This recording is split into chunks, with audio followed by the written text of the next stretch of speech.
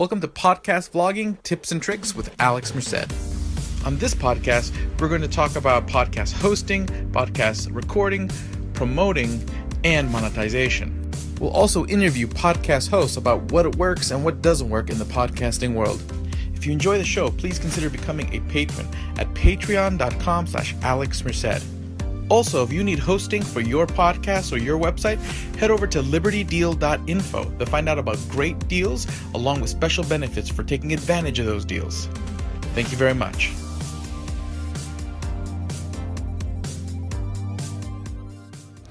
Hey everybody, welcome to the October episode of Podcasting and Vlogging Tips and Tricks. This month I don't have an interview with another podcaster.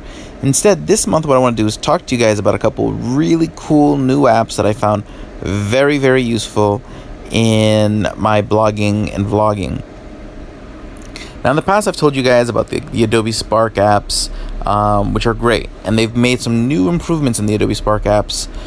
If you're like an Adobe subscriber, where you can kind of add more custom branding and take off a lot of the watermarks, so that makes it a lot more killer. But the app that the two apps that have really captivated me recently are some video editing apps, LumaFusion and Video Leap. Now, Video Leap are done by the same people who do Enlight, which is a great image editing app. And they've come out with 2 or 3 new apps that are all super, super powerful. And the great thing about, because I've basically used iMovie on the iPhone pretty much to edit all my videos. So I had sort of video intros done on Fiverr, and then I just edit the video intro on with the actual recording of me talking, and voila, you have a video. The problem is, you're not with iMovies, you're not allowed to put extra images on there. And as far as being able to like layer multiple videos, your capability to do, you can do so, but the ability to do so is limited. Still fairly powerful for a smartphone. And then there was LumaFusion, which kind of solves a lot of that, where you can layer images and do a lot more. But Video Leap just sort of really takes the cake because it has all of that, plus all sorts of really cool filters and glitch effects, and the ability to really sort of like automate animations and whatnot. It's basically has like a lot of the features that After Effects has on the desktop, but you have it on your phone, and it's super easy to use. So it's kind of like a super intuitive version of Adobe After Effects. So far I haven't really used it to edit and compile videos. I'm still using iMovie just because I've grown used to it.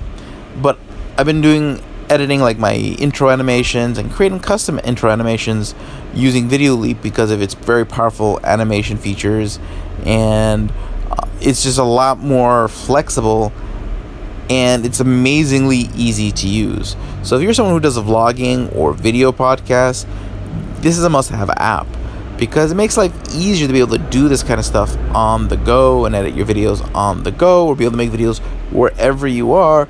So that way, it's not like you're sitting there having to budget time at home to get a lot of this stuff done. So I found that to be super, super, super, super, super awesome. Of course, there's all the other apps I've always talked about, kind of like the apps I use to record a lot of this podcast, which is BossJock or Audio Recorder Pro 7. These are all iPhone apps, since what I use is my iPhone. And then the Enlight suite of apps and the Adobe Spark apps. Honestly, with all these apps, you really will find yourself rarely ever touching a desktop, because you can pretty much do everything you need to. I mean, with the Adobe Spark Page app, you can create a quick website if you need to, just like a quick landing page to get to wherever you need to get to. Adobe Spark Post, you can create really cool images, and combine that with the power of Enlight and its other photo app, you can really just about do anything. So must say that we're really entering a world where the need for a desktop is becoming less and less. Not sure why, other than maybe doing certain things like browsing certain websites that might just be easier on a desktop, or using certain features on certain websites that may not be accessible on mobile. But Yeah, and then of course live streaming is easier than ever nowadays with Facebook and all that, and that always makes really quick content that you can put on your YouTube channel or strip the audio from in order to put on your podcast. And if you need, so I'll leave it at that for the week. You guys have a great day and enjoy.